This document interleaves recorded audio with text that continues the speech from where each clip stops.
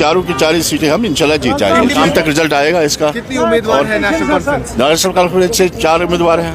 एक तो चौधरी रमजान साहब हैं, सजाद साहब हैं, शमी साहब हैं और इमरान साहब हैं। बीजेपी काफी कॉन्फिडेंट है कि वो उन्होंने अपने 3 कैंडिडेट्स। अब ज़्यादा देर इंतजार तो नहीं करना पड़ेगा, कुछ ही घंटे बचे हैं, शाम तक तो रिपोर्ट ये रिजल्ट आएगा और पूरी उम्मीद है कि चारों की 40 सीटें हम इंशाल्लाह जीत जाएंगे। इंडिपेंडेंट कैंडिडेट्स किस तरफ है, क्या उनका? इंडिपेंडेंट कैंडिडेट्स जो हमारे साथ है वो हमको वोट दिया है और कांग्रेस भी दे रही है और पीडीपी भी दे रही है। तो चौथी सीट के हवाले से मैं यकीन के साथ कह रहा हूँ कि चौथी सीट भी हम ले जाएंगे इंशाल्लाह। साहब, जो अभी एलओपी की तरफ से स्टेटमेंट आया था उसमें उन्होंने कहा था कि हम 3 सीटें यहाँ पर जीतेंगे। वो कैसे देखिए? शायद उसने वो ख्वाब देखा है शायद, हाँ सपना आया था उसको।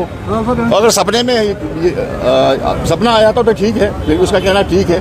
अगर हकीकत देखें तो हकीकत तो ये है कि हम सारी सीटें ले जाएंगे इंशाल्लाह। शायद उसने सपना देखा है। हॉर्स ट्रेडिंग की भी बात हो रही है। जिस तरह से नेशनल कॉन्फ्रेंस को पीडीपी का भी सपोर्ट जो है मिला और कांग्रेस का भी, तो आपको लगता है कि वोटिंग उसी तरह की होगी जो उन्होंने उसी तरह से होगी? वो तो एतमाद नहीं देते ना फिर, तो उन्होंने एतमाद दिया है इसी बुनियाद पे कि नेशनल कॉन्फ्रेंस के कैंडिडेट को जिताना है और वो उन्होंने वोट डाला है और नेशनल कॉन्फ्रेंस के हक में डाला।